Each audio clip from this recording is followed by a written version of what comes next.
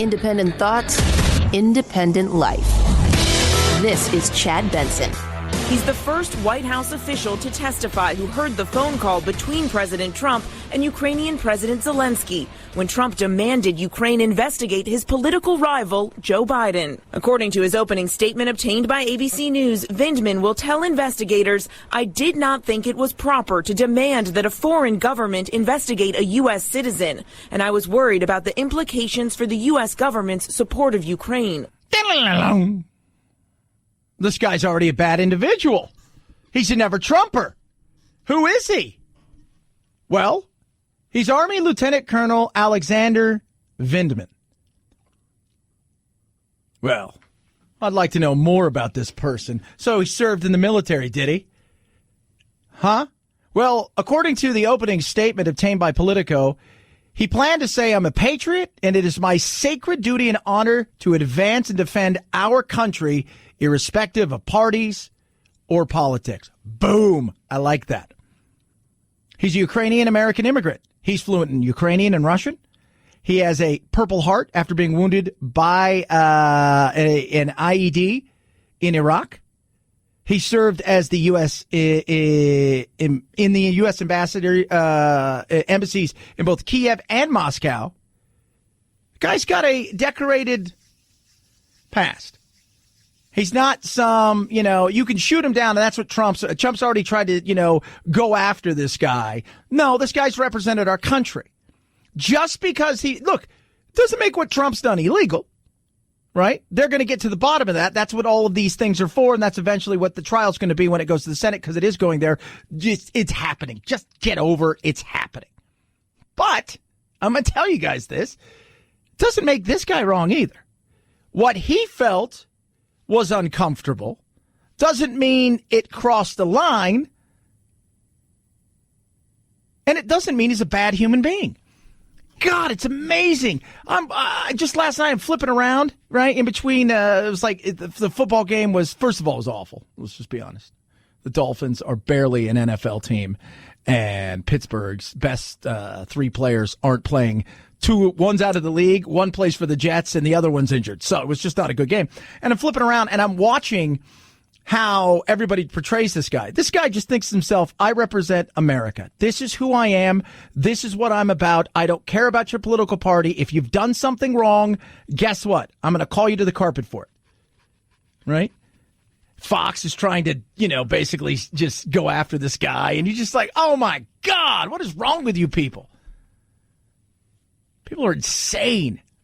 I don't know what he's going to say. Apparently, he was uncomfortable in two situations, one of which involved Bolton, not Michael, but John, who said, look, I'm not part of whatever drug deal this Sondland guy was cooking up. We talked about that, right, in this whole Ukrainian thing. And then again, he said he was concerned by a call itself between Trump and Zelensky on the 25th. So I don't know what's going to come out of this. What I do know is this guy served our country. He deserves our respect. We don't give enough people respect. And not everybody who disagrees with you is a never-Trumper or is some sort of person who doesn't give you loyalty. It's none of those things. This is a real guy who had some misgivings about said phone call. Here's the question that the Republicans are going to have to ask themselves moving forward. Because by Thursday, they're going to have a vote. Sometimes Thursdays are going to vote for an official inquiry. So that's going to give the Republicans all the things they've wanted, which essentially is the opportunity to subpoena people, the opportunity to, bring in other people to question, cross-examine rather than just asking them, but actually cross-examine. That's they're going to have the opportunity to do that in a way we're going to go, and eventually they're going to vote on it. It's going to go to the Senate, and they'll have their hearing, and away we go. The question for Republicans, because Republicans are worried. I've talked to several Republican congressmen and a couple senators who've all said this, and I said, man, oh my God. Yeah, get over it.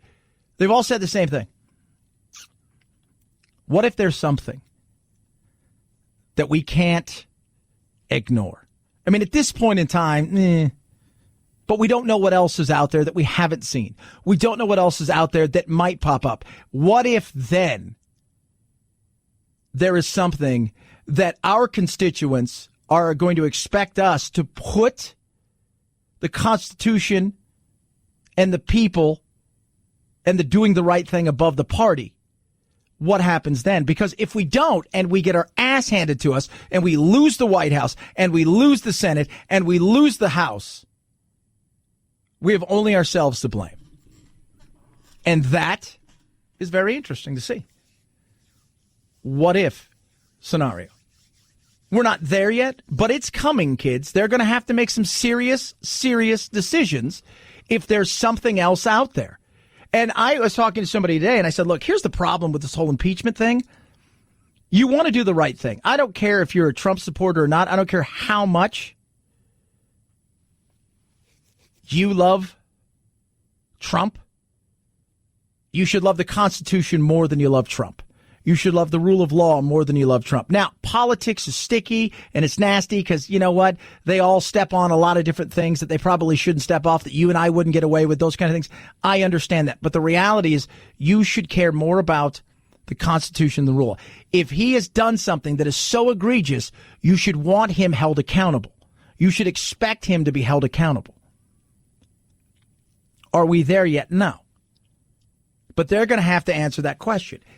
At this point in time, I've said it all along, and I continue to say it. If this was the first thing that they had brought up, more people, I think, would be at the position where they would be looking at this in a much different way. The problem is it's been 3 years of this, and people are exhausted. They're exhausted. They don't want to do this anymore. They're looking at their watches. They want to go home. They want this date to be over with. They want all of this stuff to just go away. They're looking and thinking, oh, man, I got a date next week. I got a date next November to pick the president, whoever he or she may be, whether it's Trump or somebody's running against. I don't care anymore. You guys have bored me. And that's the problem the Democrats have. I think if this was the first thing, it would be a different story. But because the boy cried wolf so many times, even though a wolf eventually shows up, people don't care because the game's been played so much. 323-538-2423 at Chad Benson Show is your Twitter. You can tweet at me. Love hearing from every single one of you. Fires, plenty of fires up and down. I was trying to explain to my friend in Orlando yesterday how big this is. And we hear about, you know, oh, well, people look across the country, there's flooding and there's just that and the other. Understanding how massive this is an understatement because it is, in some places, it's literally Armageddon. 25 million people could be in a position over the coming days and week or so, give or take, of losing power. That is absolutely insane. And you've got wind, you've got dry weather, you have people blaming each other for this. The reality is this is just an ugly, ugly situation, and it's not getting any better anytime soon. We will see some very strong winds. To some degree, those will be countered a little bit by a little bit more moisture in the air, but that moisture will drop down dramatically tomorrow morning. So people will not be returning to their homes this evening. Yeah, that's Mayor Yoga Pants, they call him in California, Eric Garcetti. It's ugly, and it's getting uglier.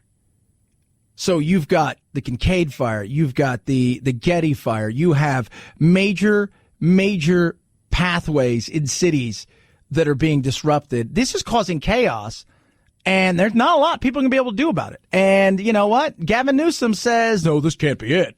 This cannot be the new normal. We cannot absorb this year after year. We have experienced 10 of the worst fire seasons in California's history just since 2015. And he's going to go, you know where he's going to go with that. He's going to go completely to it's all climate change, and then it's PG&E, and it's greed, and it's capitalism, this, that, and the other. Take away PG&E. Right, so let's just take away PG&E, right? The evil that is, which they got absolutely every reason to be going, duck, quick, here comes another punch because we are what? You guys are idiots. You guys ignored it forever and a day. Also, the fact that they couldn't go in and do controlled burns. They couldn't go in certain areas and take out that because the environmentalists put up such a massive stink on top of everything. It's a perfect storm of stupidity, but it is so massive. And 2 years ago, Anthony and I went up in November to the big Santa Rosa fire. And I tell you what, we came around the bend through like the Oakland area or whatever, and it looked like we were driving into hell. It did. It looked like you were driving into absolute hell. It is crazy. It really is. And yeah, in some ways, I do believe this is kind of the new norm. So be prepared. If it's windy, your power's getting shut down. So be prepared. 323-538-2423. At Chad Benson Show is your Twitter. Feel free to tweet at me. Love hearing from you. Great quote, Dave Chappelle, that, and we'll touch on in a little while, but he said something as he got the award for Mark Twain. And he said, the First Amendment is first for a reason. The Second Amendment is just in case the first one doesn't work out. And I laugh. And it's so very true. It is so very, very true. We got a lot of stuff to get to today, including Operation Eagle Claw. You probably have no idea what it is. But as everybody breaks down the whole Baghdadi thing and who did it better, right? Like, who wore it better? Was it Obama, right? Is it Trump? And everybody hammers Trump and doesn't want to give him any credit and goes out of the way in many cases to do things. I'm going to remind people how politically dangerous these things can be. 323-538-2423. At Chad Benson Show is your Twitter. Tweet at me. Car Shield. I've got mine. You get yours. Nothing in the world is better than knowing that the check engine light. I saw a hilarious meme of the most terrifying pumpkins, and it's got these really scary pumpkins, but one of the pumpkins is carved into check engine light, and that's the reality of it. That's why you need Car Shield. The what-if scenario. What if in the day and age where you've got a car and cars are lasting longer on the road than ever before, something goes wrong with your car? You no longer have a warranty. Maybe you even bought it used. You never had a warranty. How are you protected? You're really not. That's where Car Shield comes in. You get 24/7 roadside assistance, a rental car for free while your car's in the shop. The shop is the shop that you choose. They get them paid directly. You pay a small deductible. Doesn't matter what it is. You want full coverage for the electronics, any of that stuff. They'll take care of it. $2 billion in claims is what they paid out. They're ready to help you. Call Car Shield today. Get the ultimate extended vehicle protection. 800-CAR-6000. 800-CAR-6000. Use code Benson. You mentioned that. It saves you 10%. Or go to carshield.com, carshield.com. Use code Benson there. Save you 10%. A deductible may apply. It's the Chad Benson Show.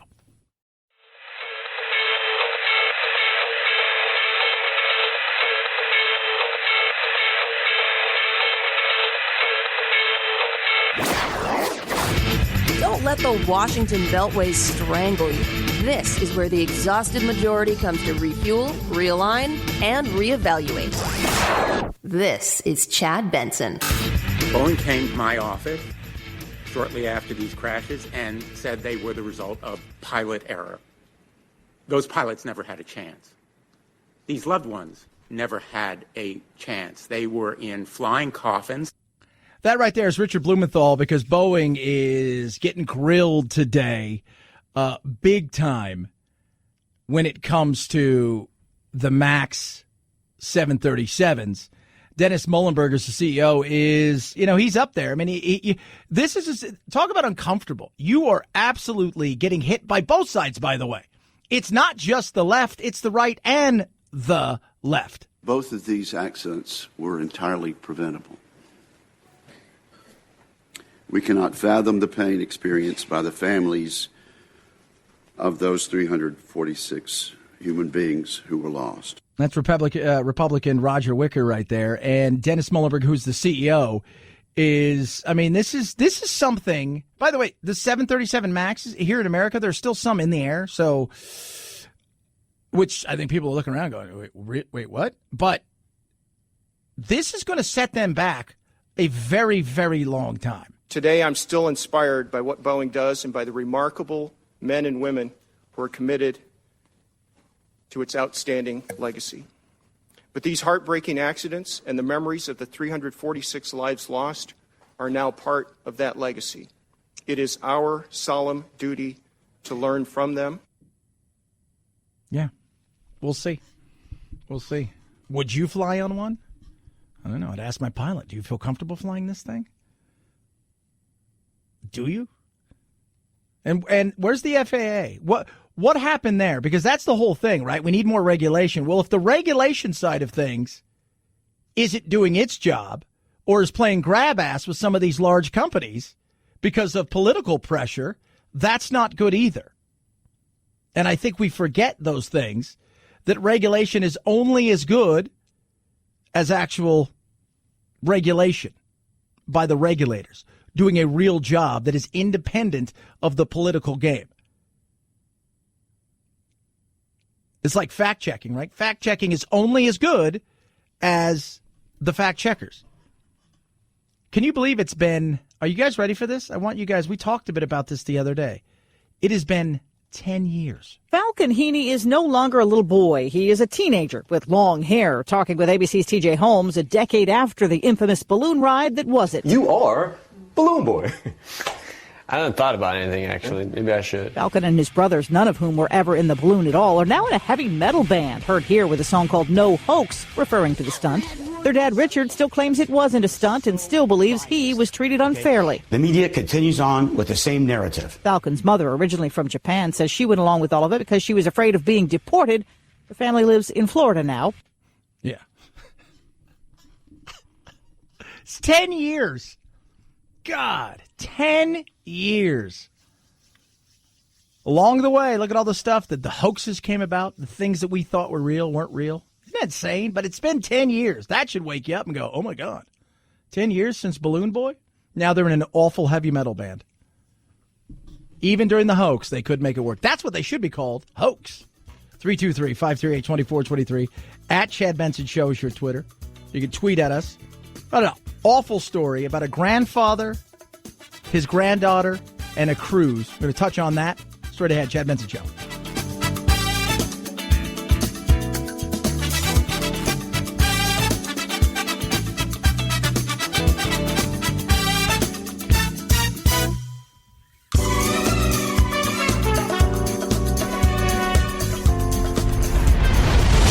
The Chad Benson Show.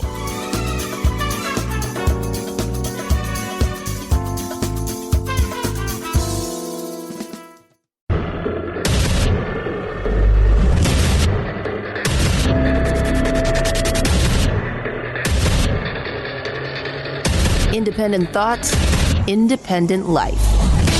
This is Chad Benson. This raid was successful despite the president, not because of him, to turn his back on those Kurdish fighters whose intelligence located al-Baghdadi in the first place and made sure that we were successful. His precipitous withdrawal that created a void that Turkey and Russia, Iran, and ISIS and Assad have all come into. It is really a miracle that we were able to do this, but it is really owing to our allies, our friends, our partners on the ground, and those brave service members who put their lives on the line to ensure that there was justice for this country. Said the man who will never be president. He said all those words right there. Beto said, in spite of the president, the raid was successful. In spite of the president. Nothing but you're awful, you're horrible, blah, blah, blah, blah, blah. How about Miss Harris? Donald Trump, that press conference was extraordinary. You would have think that he was talking about watching and giving commentary on a video game. He is the commander-in-chief. The commander-in-chief of the United States of America has as her highest priority the responsibility to concern herself with our nation's security and the security of our homeland. At every step becomes clear that he does not fully appreciate the importance of the job, which must be done with integrity, must be done in a way that is solemn, understanding what is at stake. Again, no attaboys. None. One attaboy. One attaboy came, oddly enough, from Fredo. Al-Baghdadi, dead on this president's watch. Yes. Should he get credit? Hell yeah, he should get credit. Yeah. Does anybody know what Operation Eagle Claw is? Known as Operation Tabaz. Most people don't. You don't remember. Some of you, a little bit older, might. 1980, April. Jimmy Carter, President of the United States. We have hostages in Iran. He launches Operation Eagle Claw. It fails miserably. It's a debacle. It's not even a debacle of debacles. We don't even engage in anything. 1 helicopter, 1 transport aircraft destroyed, 5 helicopters abandoned or captured, 8 U.S. servicemen killed, 4 injured, 1 Iranian civilian killed. He cites it as the reason he lost the 1980 election. I'll tell you what, it didn't help him at all. Today, if we'd have found out that Trump ordered this, didn't inform anybody, our soldiers were killed, this clown escapes, everything goes to hell in a handbasket, based on us also abandoning the Kurds, he'd be paying for it in ways that he couldn't even believe. Don't think for a second that there wasn't risk. There absolutely was. I've seen Carter talk about this on numerous occasions. This was a giant, and it was used as propaganda. The Iranians basically said that it was Allah that did this. As a kid growing up in Long Beach, California, I remember Major Richard Bake, who was born and raised there, was killed, part of it. And I was like, why is our hometown, like, the people talking about this? Because it was such a disaster. They had 8 helicopters, 3 of which were broke down essentially before anything even happened. And it went from there, like it was bad, to way worse. So don't say that there's no risk involved. Absolutely there is. People forget about what price politically that did, not only, by the way, to Carter, but worldwide. We had sunk to our lowest. The mighty Invincible looked average at best. It was an ugly, nasty time. But people forget about that. So, yeah, there was risk. He would have took all the blame, but nobody wants to give him all the credit. By the way, nobody plays that game. Hey, invest all the money, and your return on investment is nothing. But if it goes well, we're going to keep all the money. Who would do that? Who would do that? Stupid. Take all the risk, get none of the reward. Most people would pass. 323-538-2423.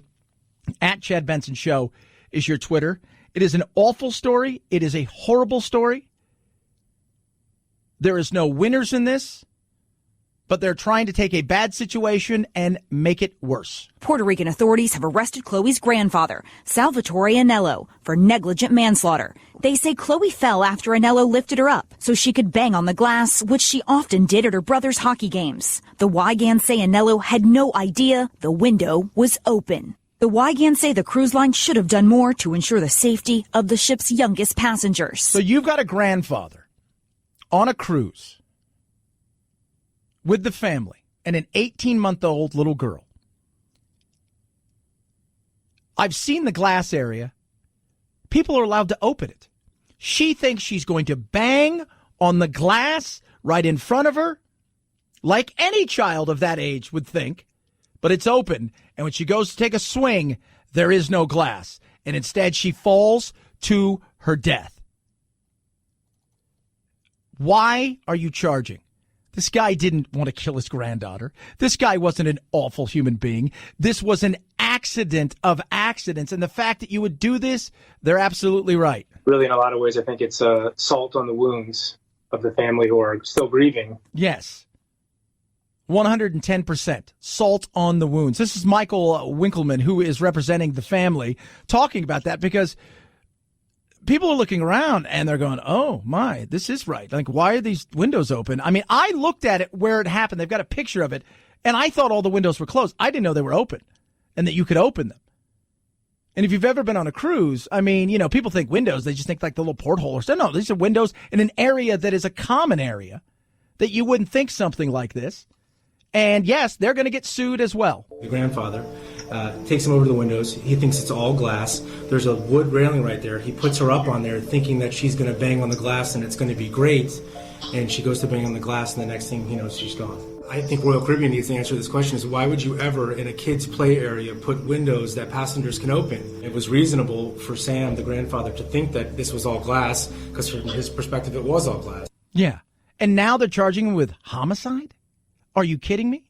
He was released on $80,000 bond in Puerto Rico. They say they're holding him responsible. This is insane. You've lost your granddaughter, of which you, for all intents and purposes, were part of the reason that she's no longer there, and you go and do this? Are you out of your mind? Are you insane? Why would you do this? He didn't pick her up and toss her off. It's just nuts. It is absolutely nuts. He works in IT in South Bend, Indiana. People describe him as a selfless man. He's got a service heart. He's a wonderful human being. One of the best people you would ever meet. She was traveling with her father, Alan Weingard, who's a police officer in South Bend, as well as her mother, her siblings, and both sets of grandparents. And this is what happens, and the whole thought process, we'll just charge Grandpa with this. Rather than go, this is an awful, horrible situation, why in God's name would you even think about charging him? I mean, that's just, man, that to me is, and you know the lawsuit's coming. Royal Caribbean's going to end up having to pay as well. It's an ugly situation, to say the least, but I don't even know how you could even think about seeing that. That is insane. And can you imagine right now what's going through his mind, his heart right now? And now he's got to deal with this. 323-538-2423 at Chad Benson Show is your Twitter. You can tweet at us. Yes, there are hearings going on right now. Somebody who's supposedly a never-Trumper, even though he's represented his country and does not care about politics, policy. He is a patriot, he says. Trump's going after him. There's going to be a vote on Thursday, but people are still pissed about the way this whole thing's gone down. I realize this process is completely unfair, completely partisan, and they're going to try to spruce it up a little bit and still not give rights to the president, to the minority, and still do these things in secret so that the American people can't see what's going on. And I think every single Republican will be voting against. I'm hopeful, and I think this is going to happen. Every single Republican will be voting against the resolution on Thursday. Yeah. And if you're a Republican right now, you're caught between a rock and a hard place. Because if you look at Trump's base, right? If you look at the base that's out there that love him, they're not going to abandon him. No matter what is said in any of these. They don't care. They believe it's a witch hunt. And in many cases, these people are in your neck of the woods. They will be voting for you or against you. And if you feel it's the right thing to do, you may be putting your political life at stake. And at the same time, if you have values and you see something in what's going to be coming out, what's already come out that's made you uncomfortable and you have more questions about it, what do? You're stuck between a rock and a hard place. And sometimes doing the right thing, you pay the ultimate price. And that's the reality of it. But we don't know what it's all going to look like when all is said and done. But also, if you're Mitch McConnell, you have to try to shield this because you don't want to lose the Senate. Many people think the House is going to get even bluer. And you still have a race for president that you are trying to navigate through. And if there's something there that can put your entire party at risk and the chance where you lose everything, could get ugly. 323-538-2423 at Chad Benson Show is your Twitter. Let me tell you something, guys. Blink, amazing. My cameras. Went home last night. I was checking out all my cameras. Right? Because I've got my big lizard who is he's enthralled with one of the cameras. Let's put it on the outside because he always goes up to it and he'll get his big eye in there. I was like, see what he's doing. Make sure he's eating. right? Make sure he's getting along. And but I like to protect my family. I like to protect my house, my goodies. And with Christmas coming here, there's going to be a lot of stuff sent to the house. And I want to make sure that when it arrives, porch pirates don't get it. That's where Blink comes in. Their motion-activated indoor and outdoor cameras are amazing. Wire-free, set up in minutes, run a couple AA batteries that can last years. And like I said, you've got the Blink smartphone app. So when they're alerted, you're alerted. Got the two-way talk feature. It's awesome. Plus, you can check on your pets. There's no contracts, no subscriptions, totally affordable, and it works with Alexa. Grab yours today. Great way to protect your porch from those pirates that would want to steal your goodies and your family as well. Go to blinkprotect.com/Benson. Blinkprotect.com/Benson. Blinkprotect.com/Benson. Blink is an Amazon company, and it works with Alexa. Chad Benson Show.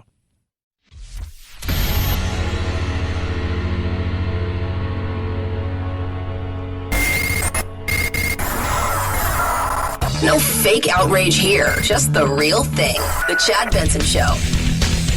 The employees called the no fact-checking policy for political ads a betrayal of Facebook's values. A copy posted by the New York Times says free speech and paid speech are not the same thing. The policy allows politicians to weaponize the platform. Employees say Facebook should ban all false ads, clearly distinguish which ones are political, and targeting tools should be restricted. A company spokesperson says they welcome the employees' input. Yeah, I mean, look, here's the thing with who gets to fact check, right? Especially if you're talking about certain things, right? So, hey, if we do this, everybody is going to be great and everybody's going to be cheaper for healthcare and blah, blah, blah, blah. And they go out and they say these things. Okay, that sounds great, but how do I fact check something that is theory? You can't fact. Just like if you came and said it's the worst thing that could ever happen to healthcare. In theory, you really can't fact check those things. So who gets to fact check some of these things?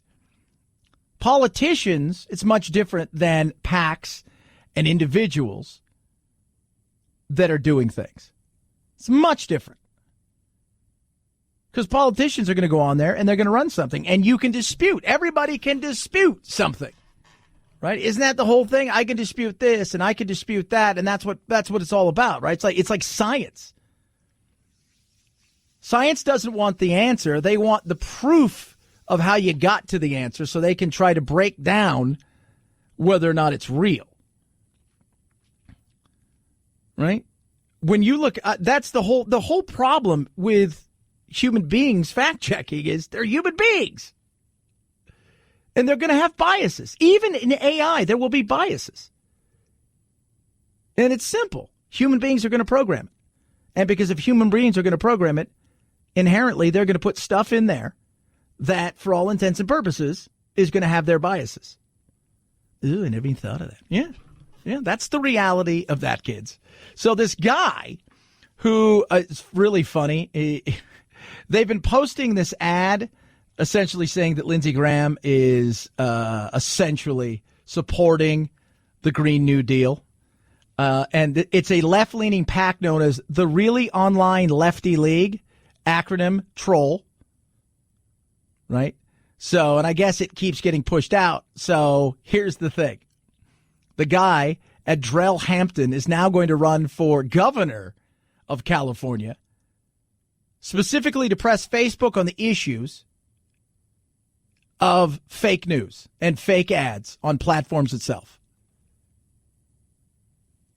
So he wants to see if he can lie and say all kinds of things. Right now, there's $100 that they have raised. Politicians lie all the time. How would you ever know?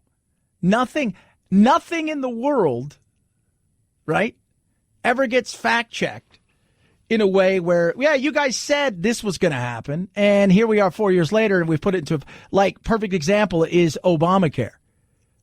We're going to save how much money? I don't know about you. I haven't saved that much money. I have spent more, and my choices have gone down dramatically. And that's a real issue. But how do you fact-check something that may be in the future or is only a theory? 323-538-2423. At Chad Benson Show is your Twitter. You could tweet at us. Love hearing from every single one of you. We were talking about the guy today, Alexander Vindman, who is lieutenant colonel in the Army, who is behind closed doors talking to the Dems and the Republicans about this whole impeachment thing. And, he's giving his opinion of what he felt he listened to and heard. And people are saying, well, that's just his opinion. That's right. That is just his opinion. This thing's going to eventually get out in the public, and everybody's going to have a chance to hear everybody's side. And people who were once asked questions but not really pressed are going to be pressed in situations where maybe they were telling a portion of the story or not all of the story when it comes to the entire Ukraine thing. So who knows? And I bet along the way, just like we're seeing with Russia and the fact that they've opened up a criminal investigation in some of this stuff, there are going to be some situations where maybe when you flick on the light, you'll see the bugs run everywhere, that some of the Democrats will be uncomfortable with some of this stuff. It's all going to come out. Everybody take a breath. 323-538-2423. At Chad Benson Show is your Twitter. We should run for something. I'm just kidding. Running's silly. Chad Benson Show.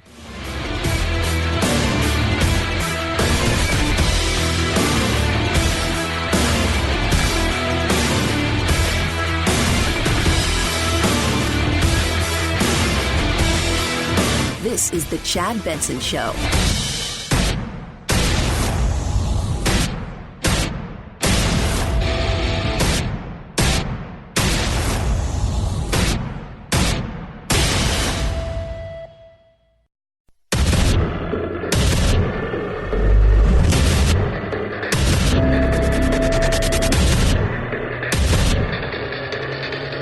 Independent thoughts, independent life. This is Chad Benson. You say you want a resolution. No, it's a revolution. Well, this is just a resolution. 3 key points as we read through this. According to the resolution, number one, we're going to see open hearings by the Intelligence Committee, and that will be led by Chairman Adam Schiff. Something else to point out, Republicans will be able to question witnesses in these hearings as well. And then another note, electronic transcripts of all depositions thus far will be released. There you go. So they've released the resolution. So when they vote on this thing and it goes through, it's bipartisan, blah, blah, blah, blah. What's going to happen is it's fair game now. And even the president's folk can ask questions. So that's what you got there. What's it mean? I don't know. If you're sitting at home right now and you had a long day's work, or if you're finishing off work right now, or if you're going to pick the kids up from soccer and you're doing all these things, you know what it means for you? Nothing. It doesn't mean anything. You don't win anything. You don't lose anything. And quite frankly, you're probably not going to pay attention until it gets to the point where it actually gets into the Senate. You'll hear some stuff because people will talk about some stuff, right? You listen to the radio and stuff. Outside of that, though, how much are you sitting around all day watching it? Probably not. Why? Because you have a life. Because you have a life. In the Beltway, uber important. The rest of America that's going to work or that's not on fire, not that important. At least not right now. Not at this moment in time. So today, somebody did speak, though, right? And, of course, he was bad. He's evil. God, it's so bizarre to just watch the way that people attack this guy, right? So you've got a guy, Alexander Vindman, who is a decorated soldier who speaks Ukrainian and Russian. His family left the Soviet Union 40-plus years ago. He's been in here, right? He was wounded in Iraq, got a Purple Heart, was on the phone call, and you have idiots who are questioning his loyalty, who are questioning all of these things. Last night, I don't even know what to say because I don't watch any of this, but Nicole Wallace, who's on MSNBC, sums it up really well. This was off Laura Ingram's show last night when they were trying to already go after this character. I find that astounding, and some people might call that espionage. Except those people aren't chicken like the three of you, and they know that he passed a background check that the president's daughter and son-in-law didn't. I thought, right there on TV, good for you, because that's the truth. Somebody said, well, he could be biased. He absolutely could be. He's a human being. He's going to have emotions. He's going to have his own thought. But he feels that this was his duty because he was uncomfortable. Doesn't mean what he's saying is 100% right. Doesn't mean it's 100% wrong. And by the way, when you question your leaders, that's a good thing. People who don't question their leaders, that's not good. They're not deities. Right? I hearken back to the days long gone when a bartender, a lawyer, community activist, a pastor decided to take a bunch of people to Guyana. Nobody questioned a lot of his stuff. And by the time they did, they were drinking the Kool-Aid or told they were going to get one in the head. You question your leaders. Doesn't mean Trump is wrong. This guy was uncomfortable about some of the things he heard in a couple different areas. Doesn't mean that Trump's right. It just means this is where we're going. They think they've got enough right now to just go and say, here, world, look at all this stuff. Here's the thing. If you're the Democrats and if you're the Republicans, you look over and go, oh, my God, that's Trump's base. That's Trump's base, and it's not budging. That's Trump's base, and they don't care. That's Trump's base. And he's got them to the point now where it doesn't matter what evidence we have. Because, well, it just doesn't matter at this point. None of it matters. And they're not going anywhere. He's not adding to it.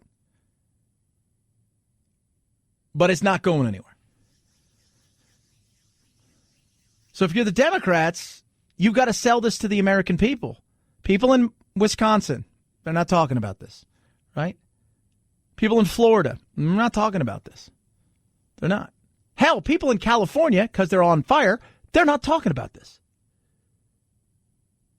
So you've got to sell this, especially in Pennsylvania, in Michigan, in Ohio, in Wisconsin, in Florida. You need to sell this to the American people that this is so important that they want to know about jobs. They want to know about health care. They want to know about immigration. They want to know about things that matter on a day-to-day basis in their life. They don't care at this point in time because they've seen 3 years of this.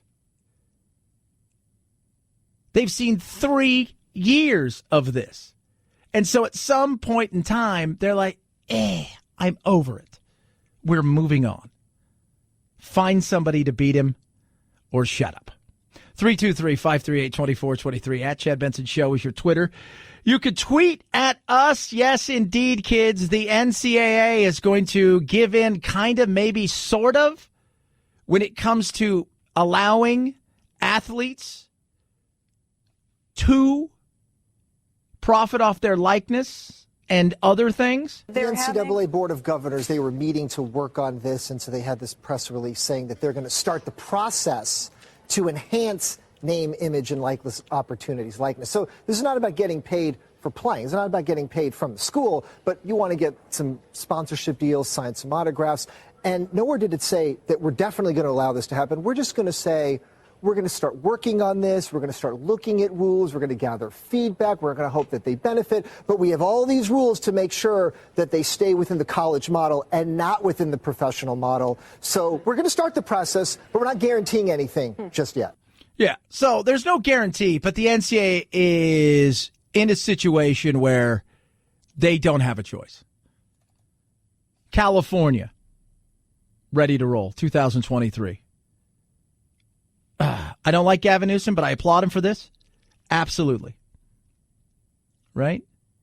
On top of that, Florida, New York, and a few other states are already looking at, okay, what can we do to gain some sort of traction? Because California's already gone and taken off, and states are looking at this. And this is not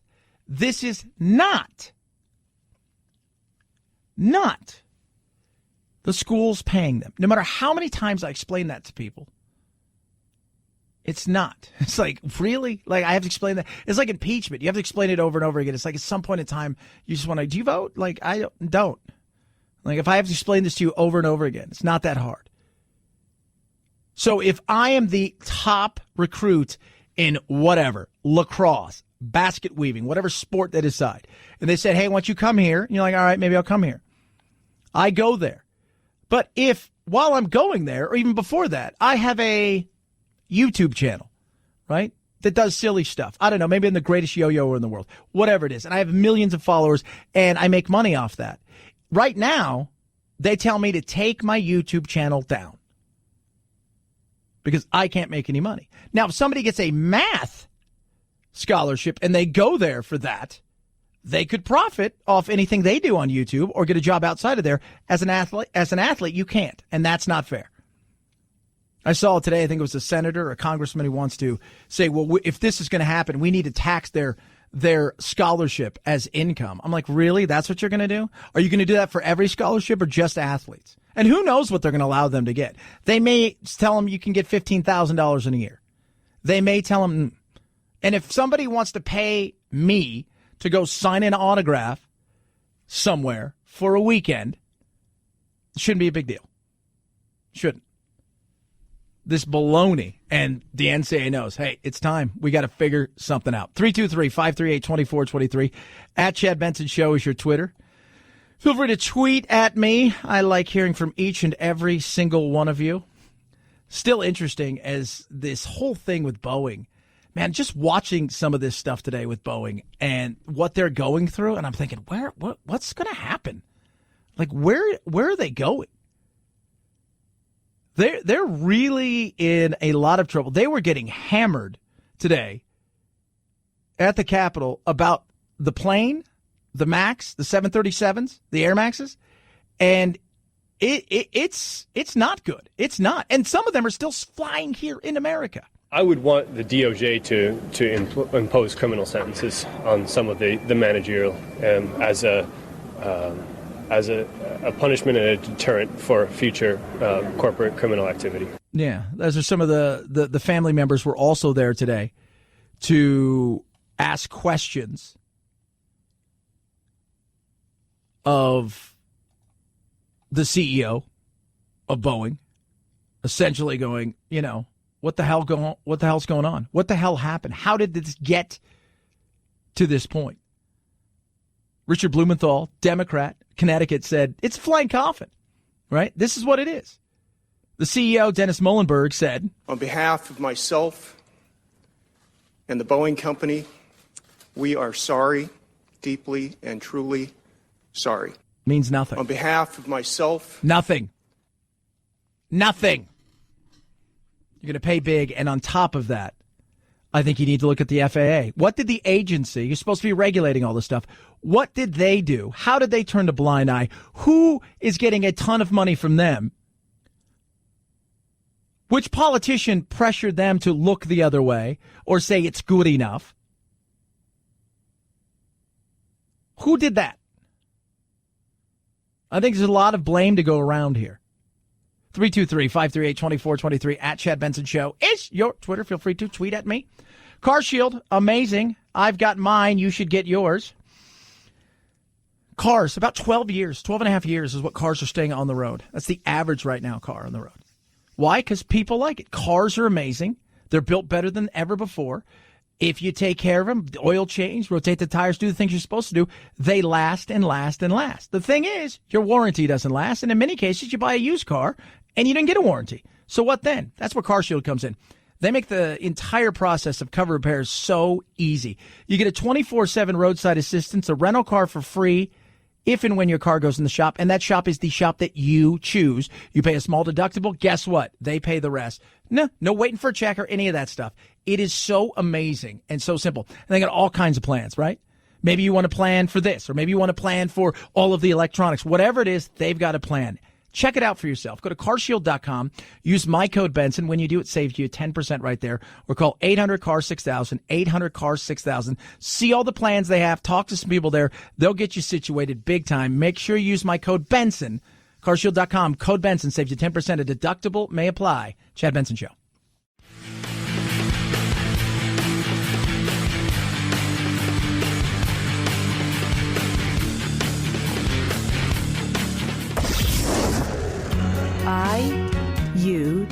He, she, it. Lucy is a girl. Point of personal privilege. Please do not use gendered language to address everyone. Shut up, boo. Ain't nobody got time for that. This is the Chad Benson Show. Political correctness has its place. Excuse me. We all want to live in a polite society.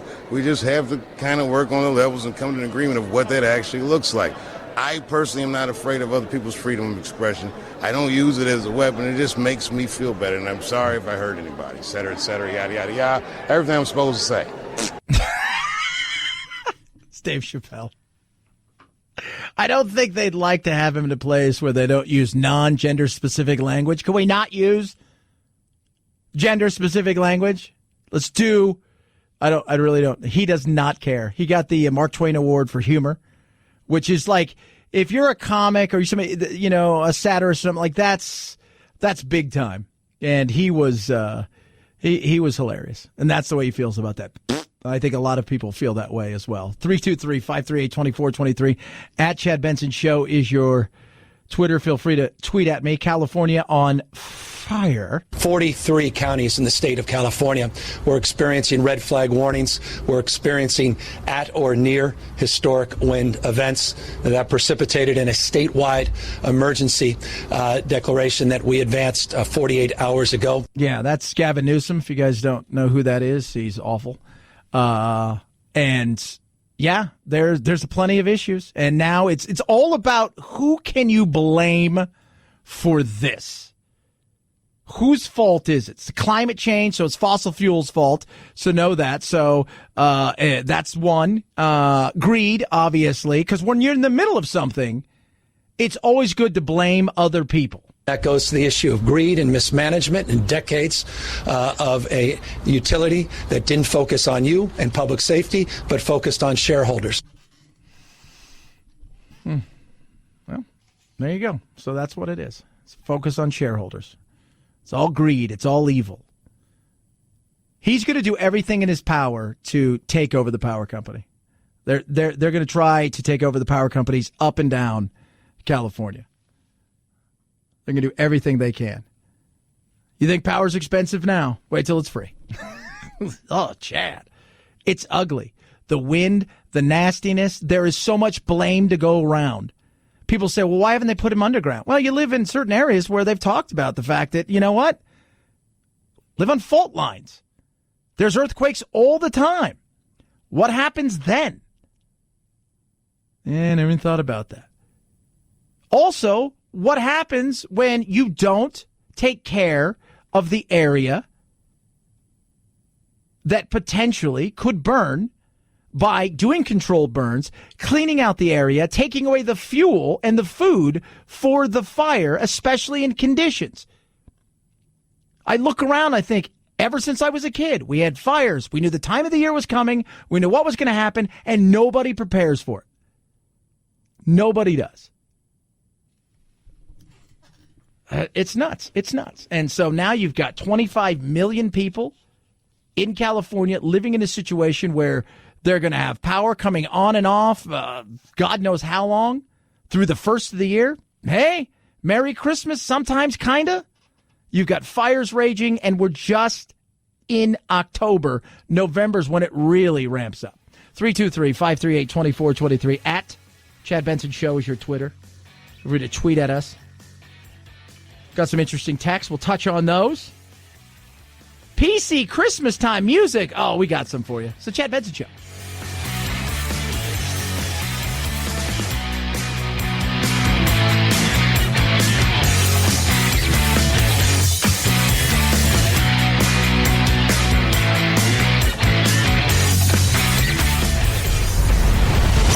The Chad Benson Show.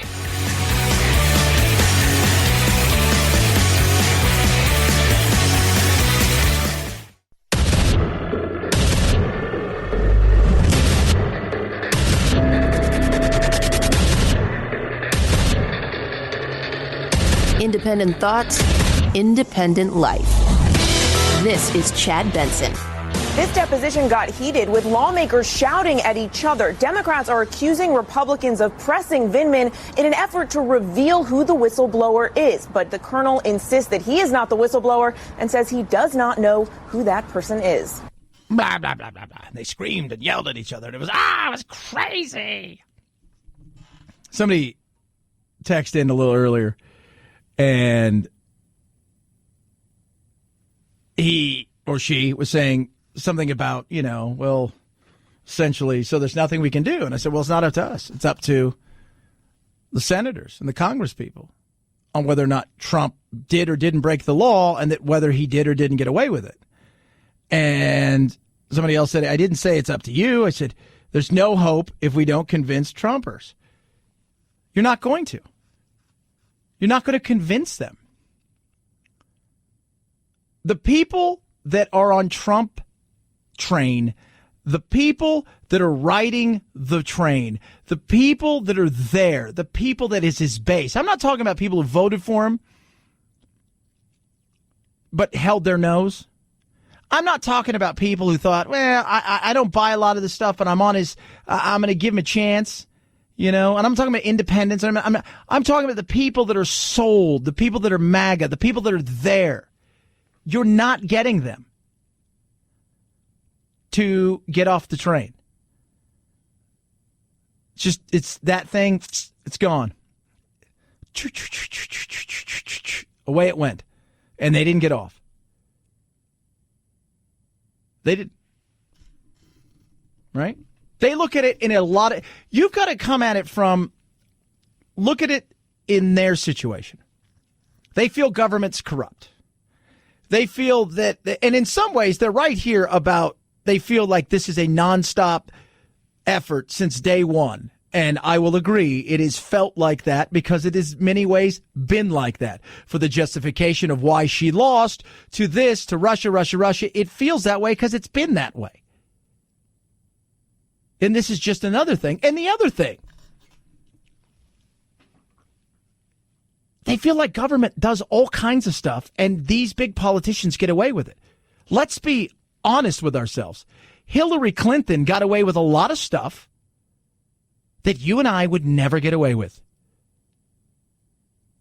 That's why there's so much anger and animosity. Trump is their stick. He's their beaten stick. He's their yelling stick. He is their getting even stick. He's exactly that. It's walking tall, and this is him.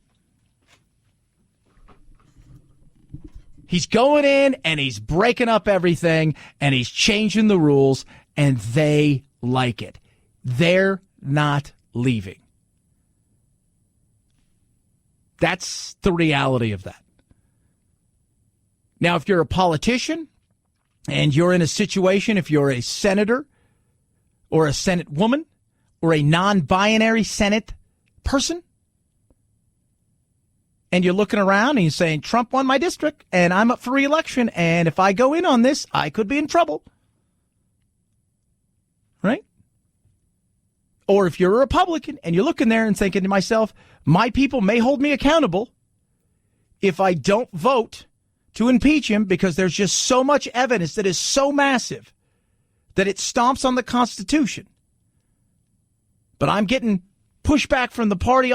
It's crazy. It is. It's going to play itself out. I think at this point in time, based on everything,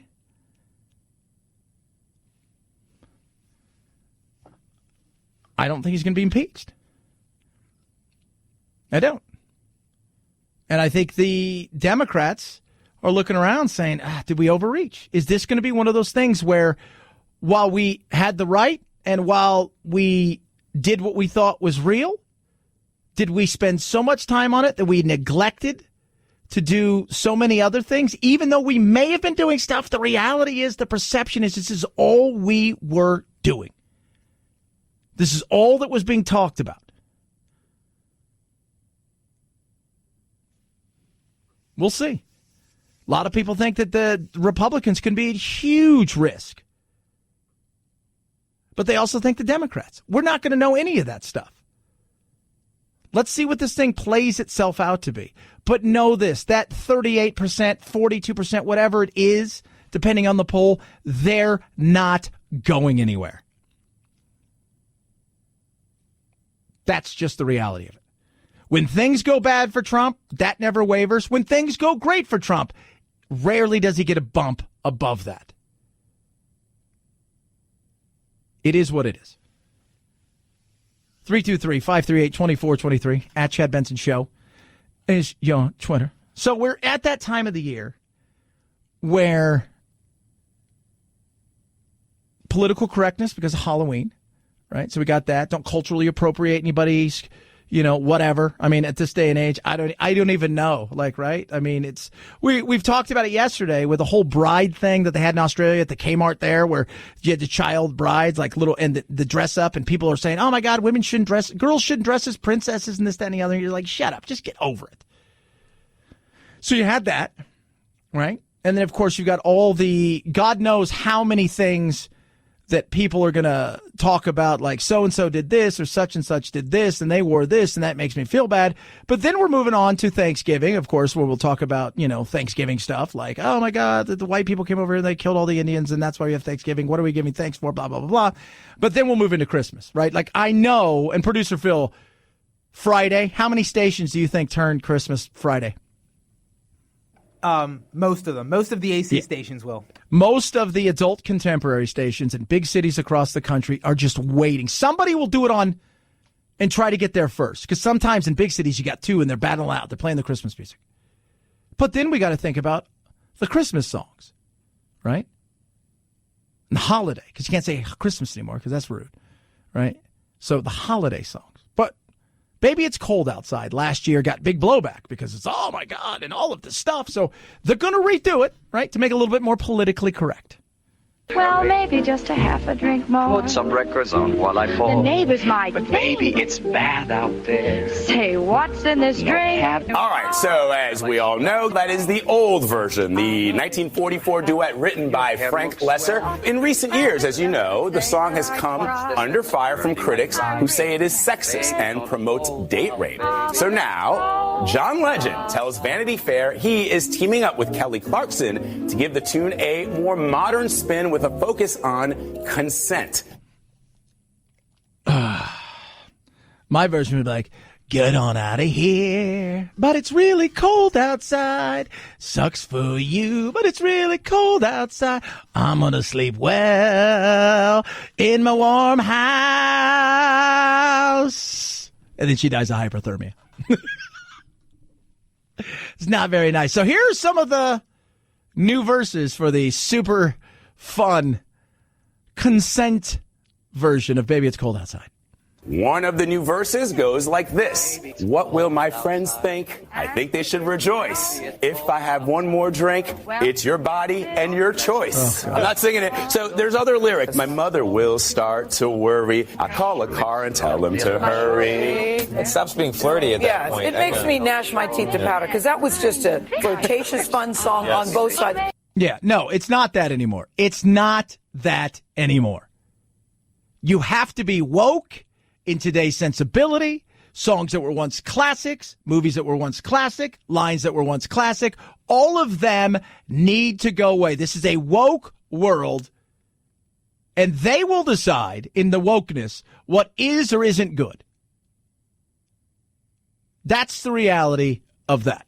You have to look at the intent of the song. And back then, they're flirting with each other. He doesn't want her to go. She kind of doesn't want to go. And it's just a fun song. But listen, good on John Legend and Kelly Clarkson. No, not good on them. It's stupid. Let's do a song about consent. Really? We're going to redo a song that was a classic. I hope they say, no, you're not redoing it. And if you redo it, we'll sue the hell out of you. It became controversial. How did it become? Because some people we're not going to play this because this song is very date rapey. Why do you have to go to the worst place? Right? You can't listen to the song and think, well, they're being flirty. Right? They're being flirty. They're having fun. Nope, can't do. You have to go to the exact, because it's about victims. That's all it's about. It's all about victims. What can we do to make every situation, there's got to be a victim. There's a hierarchy in every situation. There is. right? So now we're going to have to get rid of that movie Elf, right? Because not only is he singing that with her, he's also a voyeur, even though he's a 12-foot elf that has no idea that he's a human being because he lived in the North Pole with Santa Claus.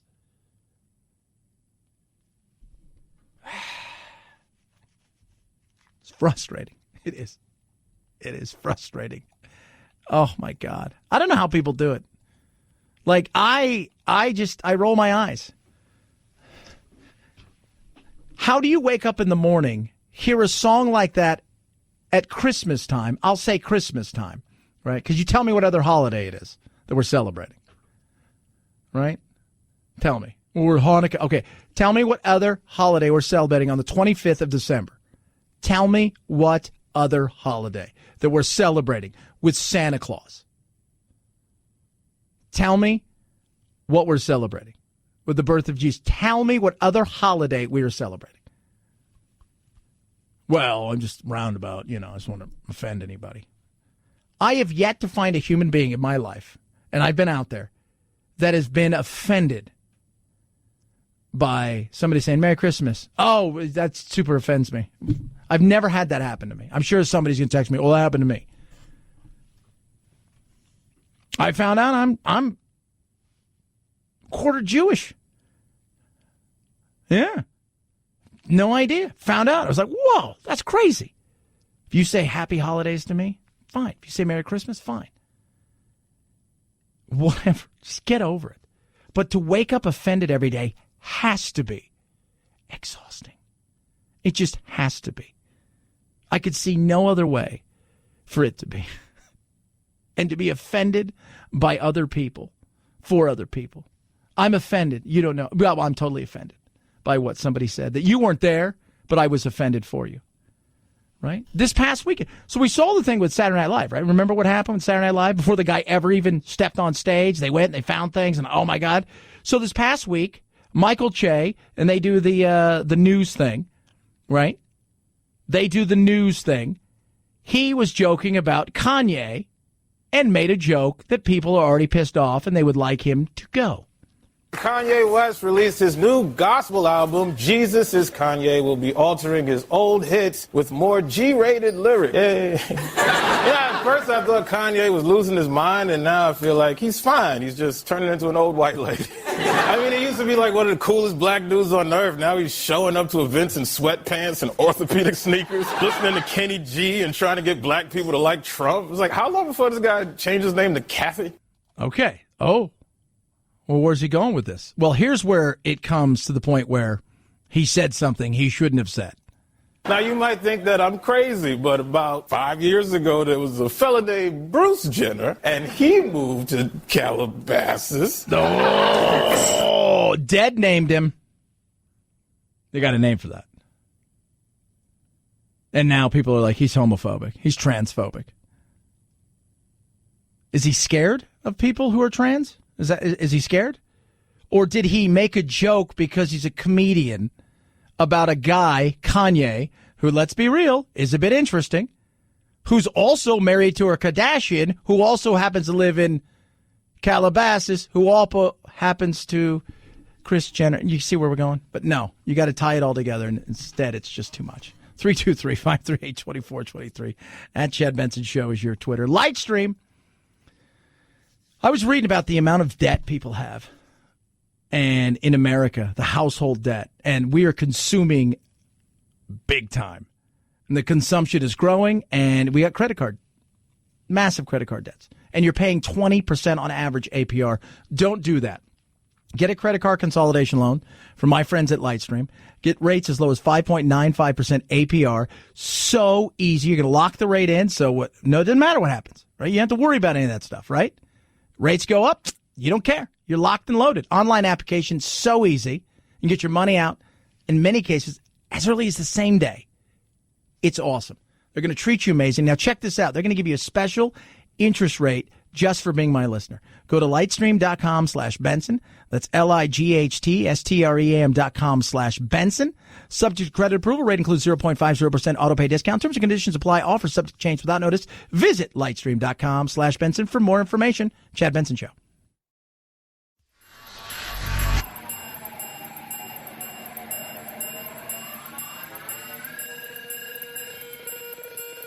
Set Chad straight. Text the show, 323-538-2423. That's 323-538-CHAD. Someone has to do it. Might as well be you. The Chad Benson Show.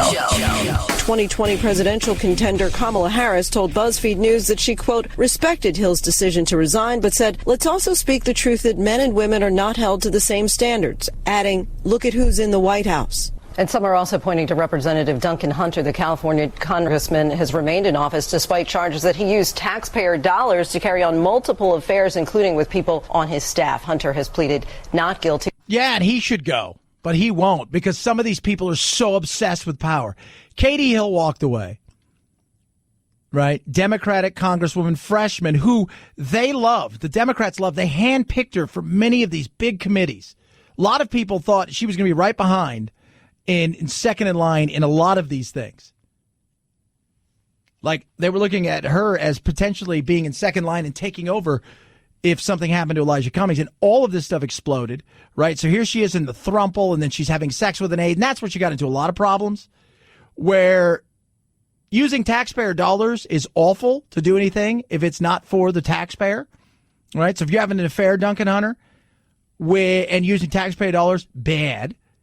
She lived in the Me Too era, if you will, where she had sex with one of her, essentially her subordinates, and that's a no-no. But Duncan, she didn't have to leave, right? She didn't have to. She decided to step away. And, of course, she's blaming it's revenge porn, which it may be. I don't know. Because some of those pictures are rather old, and she was still with her husband at the time, in the sense that some of those things were already out there off of Reddit. So is it possible that he's done some stuff and he's working with the Republicans because that's what she's claiming? I don't know. But she didn't have to leave. She could have fought it. She could have done a Duncan Hunter. I'm not leaving. Nah. You guys got to kick me out. We'll see. We'll see. Duncan Hunter's in a lot of trouble, though.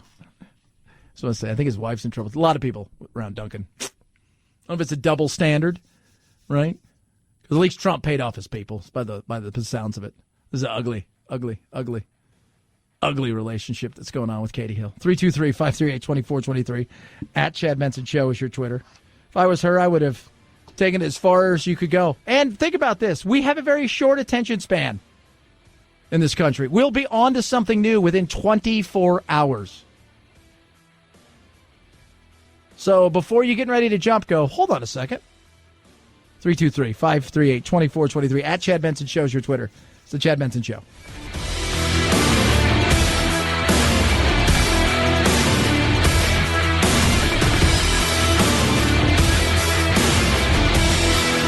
This is the Chad Benson Show.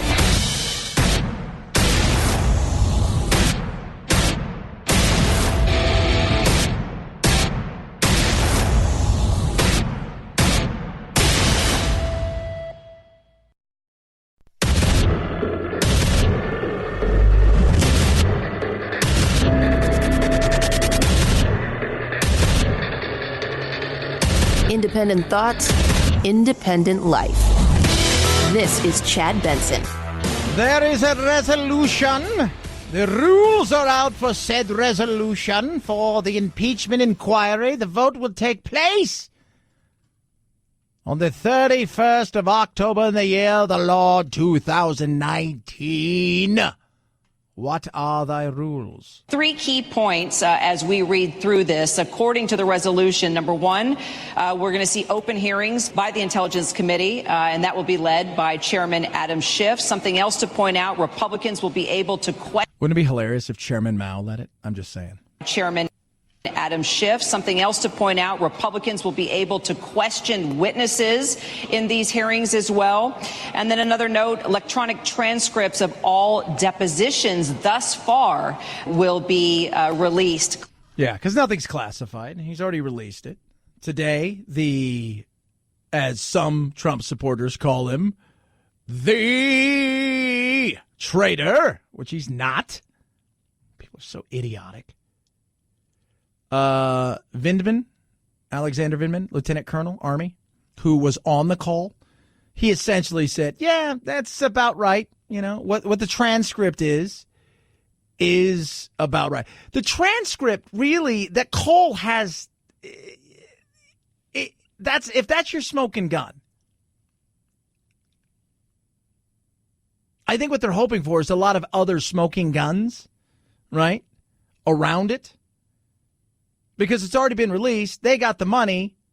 That's the way people are going to look at it. You're just, yeah.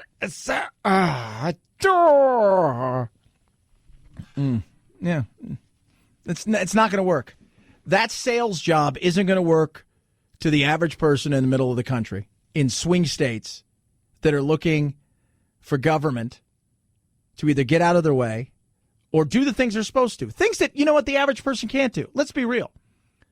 I don't need the government to do my business. You don't need the government to do your business.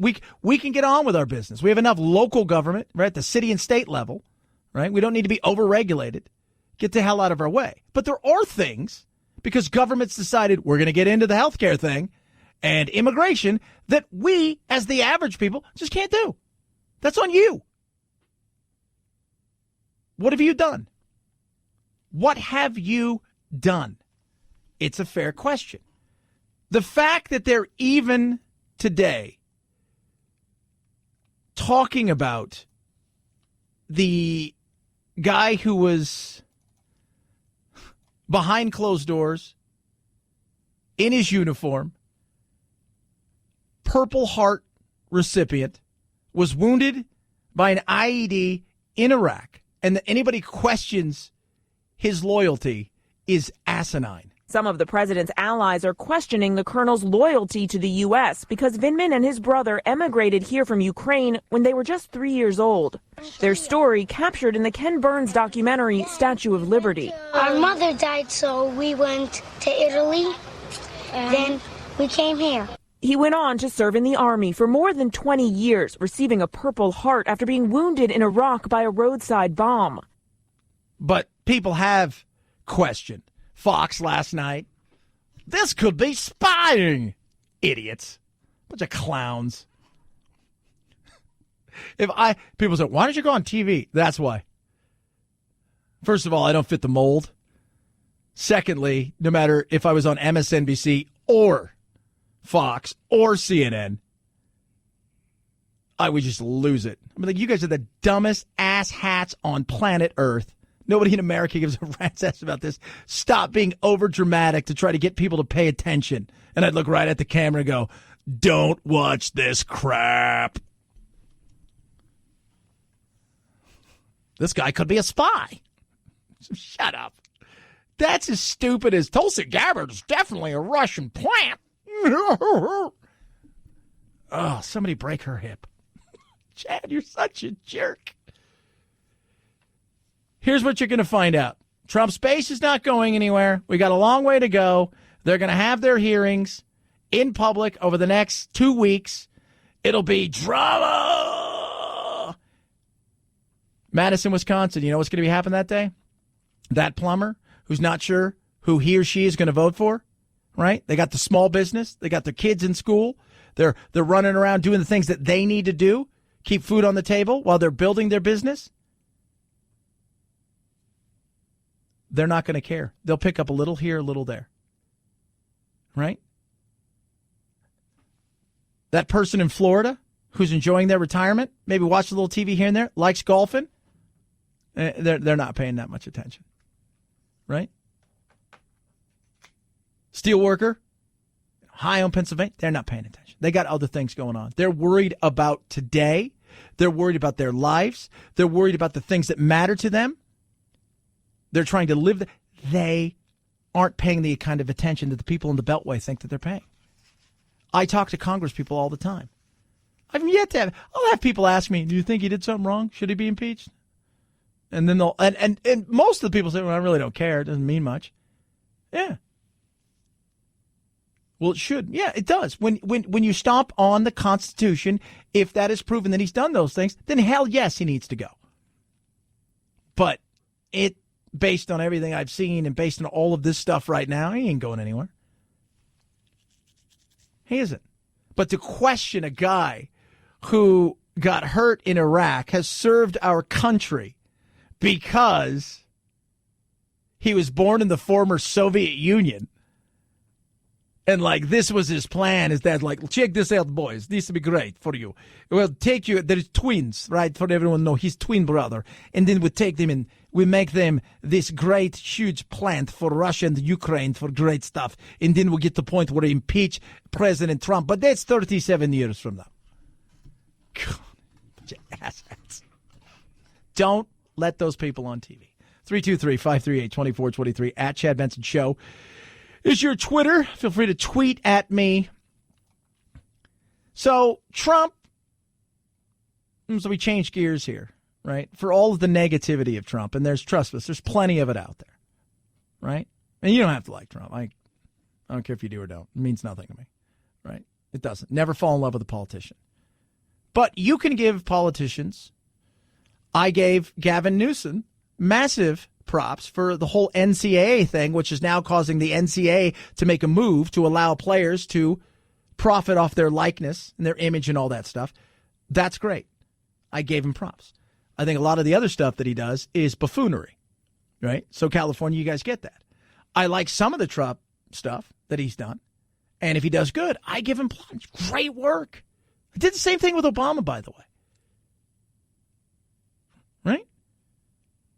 And if he did something wrong, I'd say that's stupid, right? That's idiotic.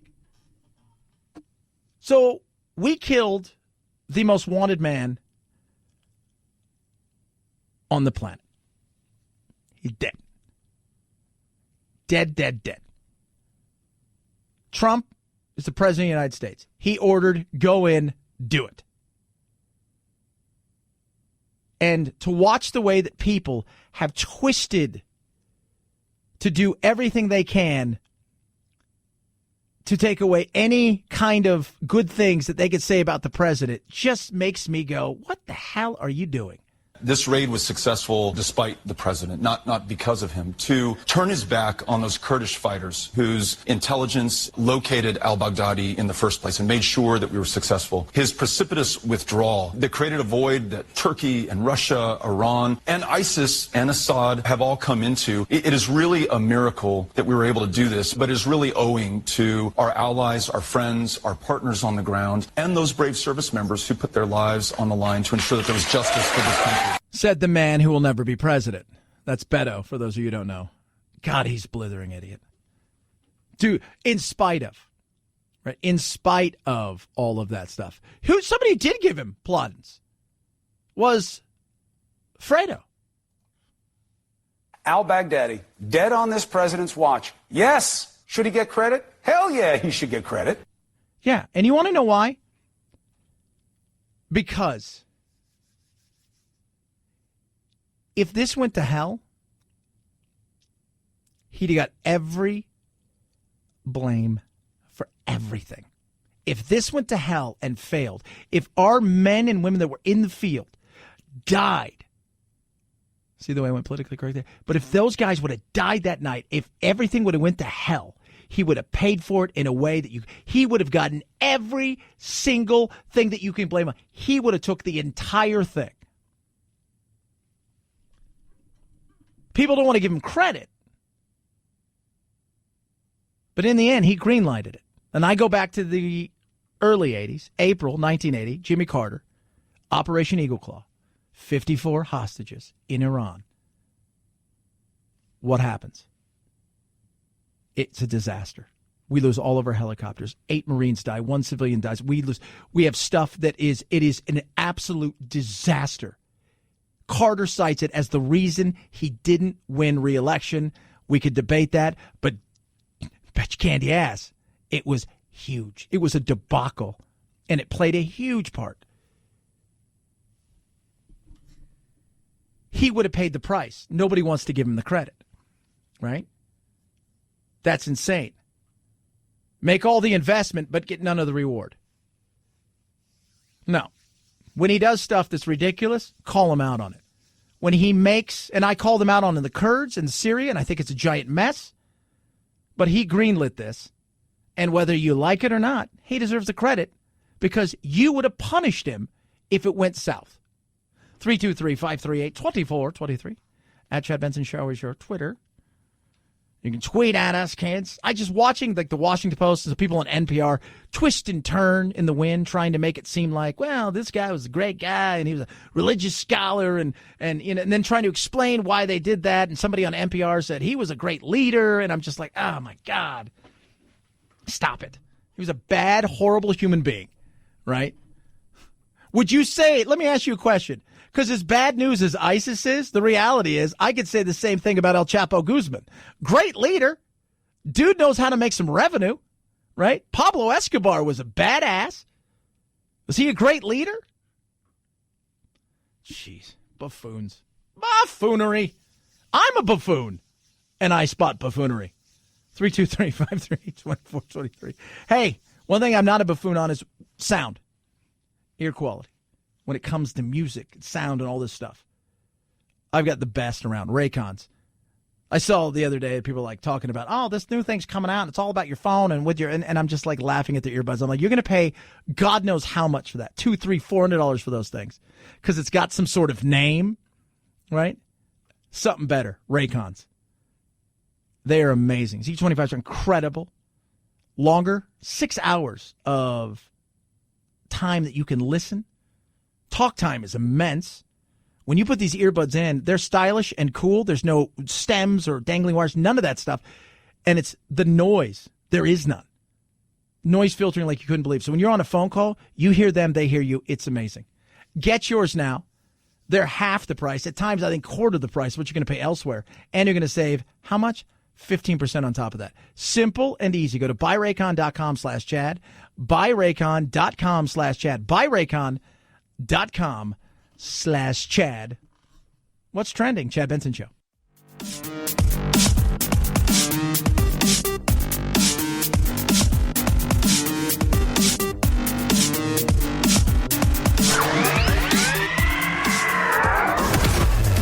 The Chad Benson Show, the only place so far that the Mueller investigation hasn't deep probed for collusion. Redacted! Redacted! Stay tuned. This is Chad Benson. 5, 4, 3, 2, 1, 0, ignition, liftoff. Now it's time to find out what's trending. What's trending? Yeah, what does that mean? I mean something, right? Like it's trending on the old internet. What's trending? All right, let's find out what's trending. The Google Trends. Iggy Azalea is trending. Apparently, people are saying she's changed now that she's got white fans. Why are you judging people by the color of your skin? Why can't we just all get along? Chad. It's not very nice. Google's trending because of Beyond Meat. Apparently, investors are not thrilled by Beyond Meat. So they're looking at it like, I liked it. It was good. Again, I look at the calories, though, kids. Calories in, calories out. Seems like a lot of calories. Twitter, lots of stuff. Winona Ryder, it's her birthday today. Happy birthday. Okay, Boomer. If you don't know what this is the Generation Z in the millennial world getting back at the boomers, right? And their whole thing now is okay, Boomer. Signifies your generation, and that basically, okay, Boomer, whatever. Nicole Wallace is trending. We'll talk about that. Whoopi is trending. Matt Getz is a tool. You guys don't know who he is. He's a congressman from Florida. So he always seems to trend whenever there's any kind of discussion of stuff happening. Big time. And PlayStation View is trending because Sony said it's going to shut down PlayStation View in January 2020. So, that's crazy. What do you do? What are the nerds going to do? I don't even know what's on PlayStation. But Nicole Wallace makes me laugh. So this was kind of funny. So she was reacting to Fox, I think it was the Laura Ingraham show, And they had I think Dershowitz on and some other guy, and then Laura Ingram's in the center, right? And it's like, and they're just going off on this guy, Vindman, who testified today, and somehow they came up with this, and she reacted to it.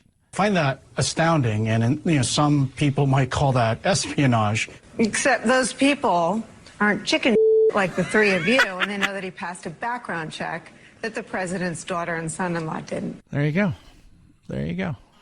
What do you think of those apples? Raw! Makes me laugh. But she's trending everywhere because everybody... and she said the whole thing. There was no bleep. I put the bleep in. I did. She said it right there on... and it's cable, but still, in this day and age of,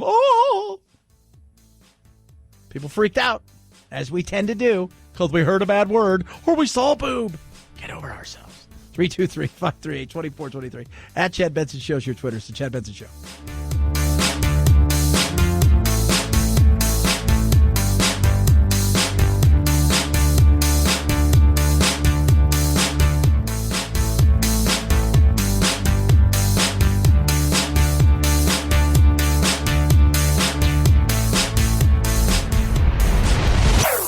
Chad Benson Show.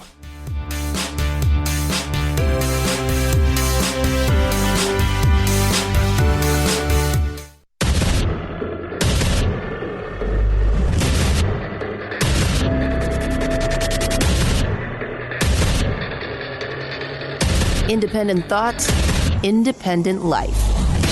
This is Chad Benson. With California pretty much burning down, I think it's 25 million people are under some sort of red flag warning / emergency warning.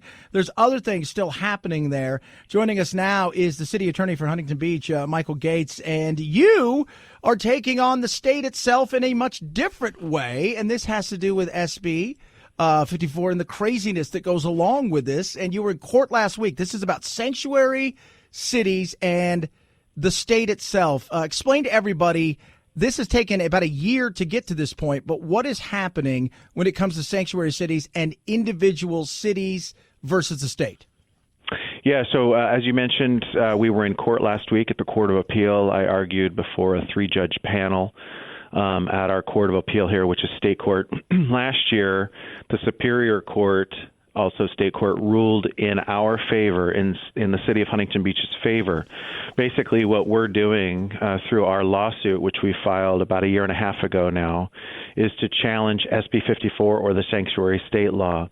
Our attack on the law isn't an attack on the immigration enforcement policy per se, like the federal government's attack on SB 54 was. Our attack is more along the lines of, as a charter city, we have a certain level of independence and autonomy from state control. And one of those things that we're entitled to as a charter city, having that independence from state control, is to control our own police department. So, SB 54 seeks to tell our police what they can and cannot do with regard to law enforcement. And it also tells the city what it can and cannot spend its money on with regard to law enforcement and coordinating with other agencies. So it really is an attempt to commandeer or micromanage our police department. And we are, as you said, a charter city. We're the 4th largest city in the county of Orange.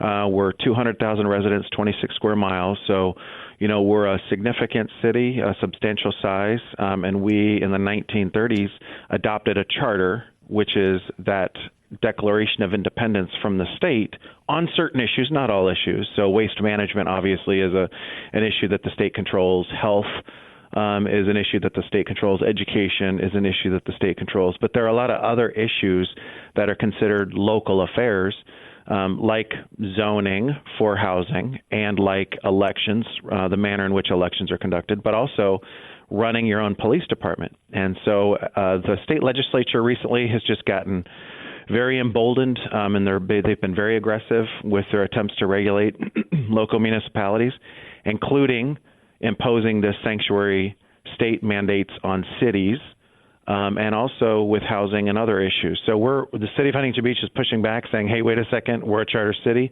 We're entitled to conduct these local affairs the way we see fit, out of the reach of the state legislature and without interference from the state. So That's our goal and our aim. We have some constitutional authorities on our side, Article 11, Section 5, subsection B, which says basically charter cities are allowed to run their own police force. So we think it's patently clear. Like I said, judge last year sided with us, and now it's with the Court of Appeal. Talking to Michael Gates, who's the city attorney for Huntington Beach. And, of course, this all kicked off last March. Los Alamitos said, you know what? We're a charter city. We're sick and tired of this. We're opting out of this. Other cities have joined in, and it's not just here. I think a lot of cities across the country, Michael, are looking at this saying, hey, let's see what's going on out there. Because if they were to rule against you, essentially the state constitution is just might as well rip it up, right? Because Sacramento is going to control everything. Well, and that's a really good point, and that's the point I argued to the Court of Appeal, which is to say, now, I don't want to get into the whole constitutional law analysis, but basically the standard that the state is saying this case should be viewed from is different than the standard that the constitutional analysis standard that the city is saying it should be viewed from. And if the court sides with the state and applies a certain standard or analysis, and then the state wins, it does rewrite the Constitution.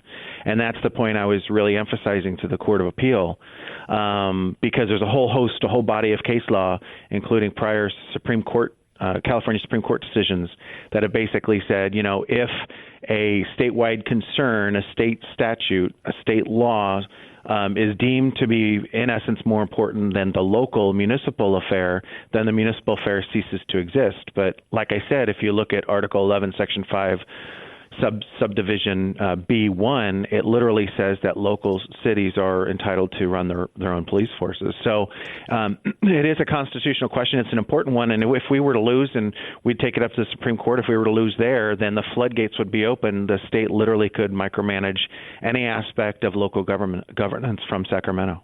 Oh, my God, that's their dream, isn't it? I mean, yeah. Gavin Newsom, everybody gets to manage everything. Talking to Michael Gates, city attorney for Huntington Beach, as they take on SB 54, the Sanctuary City, and how you guys are policing that. Who's fighting against you? So, who's taking this up? Because, look, the way I look at it is it's insane to think that my grandfather came here from Mexico. He's frustrated. He did everything right. He became a citizen several years ago. He gets frustrated at a lot of this stuff. And the way that this goes about, it drives him absolutely crazy. And it's not just him, but there's a lot of people out there that feel this way. But who's actually taking on this case to fight against you that this is baloney? And what is their argument? Well, we're suing the state, and the state is pushing back and fighting us. And the state, basically, their position is that if Sacramento has a good enough reason or a good enough excuse, that it could legislate anything. That's basically their position. In terms of, other forces or pressures involved, we're getting a tremendous amount of support from our community in fighting this. And at the heart of it, it's really a constitutional question and a constitutional rights issue. So there are some pragmatists out there that say, why are we spending our resources fighting this fight? And the only thing I can say is, just like individual freedoms, if you don't continue to fight for them, they will be taken away.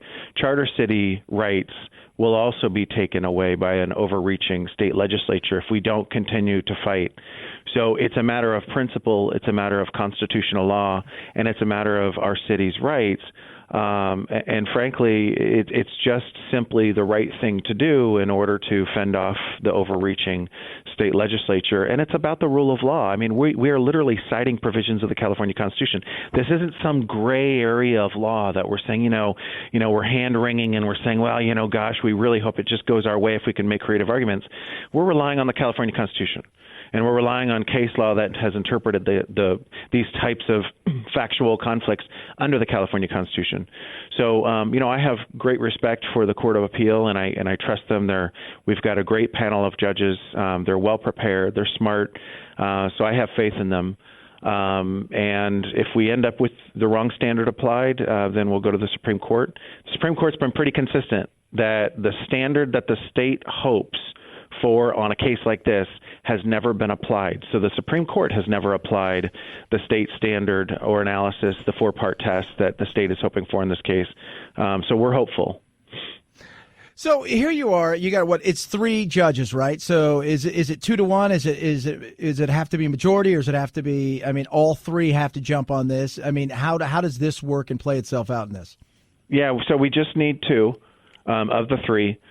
So it's a majority, and we don't get an indication from and we didn't last week get an indication from the court which way they were leaning. They asked a handful of questions, but we couldn't tell which way they were going. They asked some questions of the state attorney, some questions of myself, and it was a very good, robust discussion in total for probably about an hour and a half, 2 hours.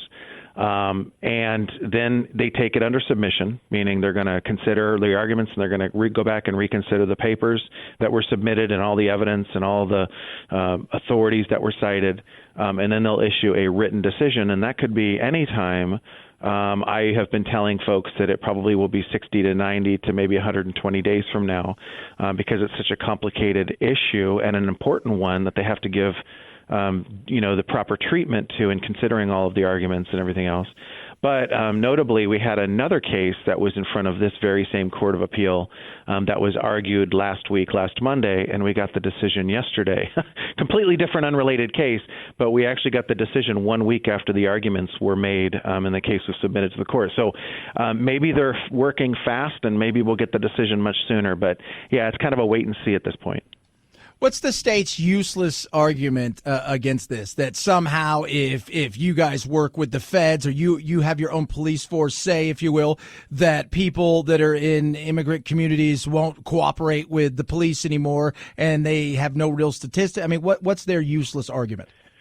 Yeah, that's you really hit the nail on the head. I mean, they're basically saying that it's a matter of statewide concern that the state be able to prevent local law enforcement authorities from following through with their law enforcement functions, which in many cases requires local law enforcement agencies to coordinate with other agencies, whether they're county-level agencies or federal-level agencies, and it's required for full and thorough and complete law enforcement. And so basically the state's saying, nope, we're not going to allow local agencies to do that because doing so causes fear in the immigrant community. And because there's fear, the immigrant community is less inclined to coordinate or report crimes to the police, but they're also less inclined to go to school and to go to hospitals and seek medical attention, which there's zero data to support that. Absolutely zero data to support that. In fact, our police department has been coordinating with other agencies, including Homeland Security, Department of Justice, even the Secret Service for decades. And we have had a great relationship not only with the other law enforcement agencies, but also the immigrant community that we have here in Huntington Beach. So nothing was hindered prior to the passage of SB 54. And frankly, nothing's changed since. So we're operating in Huntington Beach without SB 54. We're the only city in the entire state of California that doesn't have those mandates imposed upon us because we won last year in the state court, and the state court judge issued a writ to the state government saying, hands off Huntington Beach, you can't impose these mandates and these regulations. And this really law enforcement prevention on Huntington Beach. And so we've been operating just as we were before. And law enforcement's been great. We've heard no complaints from the immigrant community about how they can't cooperate or they can't go to school or they can't seek medical attention. So, I think it was kind of a weak argument to begin with. It's counterintuitive on the state's part. But, we're just going to keep fighting this fight. We're the only city in the whole state of California of 482 cities that sued the state directly on this, and we won. A lot of the other cities, as you mentioned, wanted to do something, but in our view, adopting ordinances to try to opt out and this, that, and the other, that wasn't the most effective way. So we're shooting with a rifle, not a shotgun, and we really hit the target on this one, and we think that we're doing good for Huntington Beach, but we're also doing well for the other charter cities. There's 120 other charter cities in the state of California. So when the Court of Appeal comes out with its decision and it sides with Huntington Beach, basically agreeing with the lower court that SB 54 is a constitutional violation, it's a violation of a charter city's constitutional rights, then what that's going to mean is all the other charter cities are going to benefit from it as well. And so it'll really blow a massive hole in the side of SB 54. Last question, talking to Michael Gates, city attorney for Huntington Beach. We got about a minute here. Other cities, I'm sure, not just in California, but I'm sure nationwide, are looking at their constitutions and looking around saying, okay, well, hold on a second. If this state does that, I'm sure this isn't just something that's California-based. I think nationwide people are frustrated with a lot of this stuff and are looking at this. Yeah, well, a lot, and so we get calls from all over the country. Frankly, I was speaking to a county level official, and I don't remember if it was Maryland or Massachusetts, probably 8 months ago, about what we're doing here in Huntington Beach. It's obviously an important issue on both sides, really.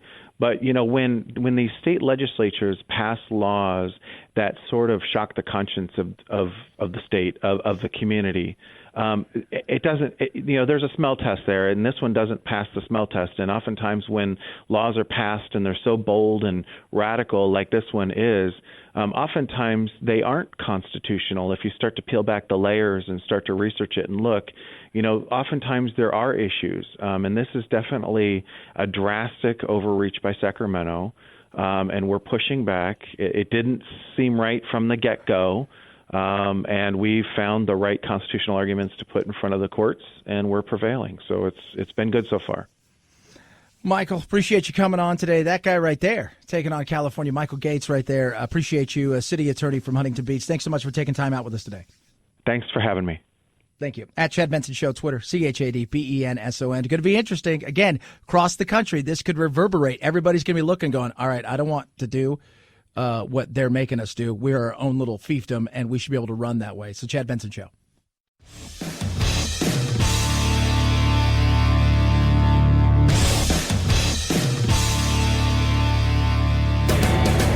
Experiencing separation anxiety? That's dumb. Check out Chad 24/7 at his website, ChadBensonShow.com, and on iTunes, free. The Chad Benson Show. Never feel lonely again. Military working dogs with special operation units are capable of doing more than the average military working dog.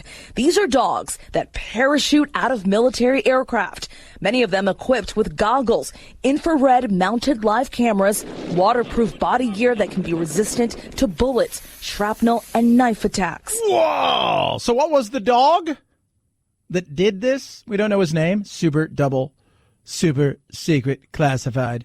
Because he's still in theater, which is what they call war, theater. He's in the theater of war. It's kind of soften the blow, theater. What is a Belgian Malinois, which is like a German Shepherd, but not a German Shepherd, kind of a smaller version of a German Shepherd, is what that dog is. Interesting. Very interesting indeed. Now, you do different things. Like you have regular dogs, then you got badass dogs. So regular badass dogs and then super Delta Force badass dogs. I think we should have wiener dogs. Wouldn't that be great? Wiener dogs fighting war? What happened? He threw a wiener dog at me. It was just terrifying. It was nuts. It's crazy. We use animals. That's what we do, kids. We use animals, and they love it. This dog's getting love. 323-538-2423. At Chad Benson Show is your Twitter. You can tweet at me. Super Beats is amazing. I need my energy. I got my energy. I'm going to go work out. Why? Because that's what I do. Up early, work out throughout the day, go to bed late. Thank you, Super Beats. When I need energy, that's where I turn to. These soft chews are incredible. Take a couple of them. They're super convenient. That's why they're Super Beats. Take them and away I go. It helps support healthy blood pressure, circulation, and yes, helps with energy. And the new taste is that incredible grapeseed extract that they get from the Loire Valley in France. It is clinically shown to support healthy blood pressure levels. So if you need a little energy, if you're worried about your heart health and those kind of things, Beets are amazing. Super Beets are the most amazing thing. Grab yours today. Buy 2 bags, get a third one for free. So buy 2, get a third for free. How do you do it? SuperBeetsRadio.com/Chad. SuperBeetsRadio.com/Chad. Or call 800-875-9341. You will not be disappointed. SuperBeetsRadio.com/Chad. You're useless. Fact of the day is about the critters, the dogs in war. Do you know that they're non-commissioned officers, NCOs? The dogs are. Their rank is higher always than their handler, and they say it goes back to the day where essentially you would respect an officer, and so that way they would potentially not abuse that because you would be abusing an officer higher than yourself. Think about that. Have a good rest of your day. We'll do it again tomorrow. Go eat some tacos. Night-night, Jack.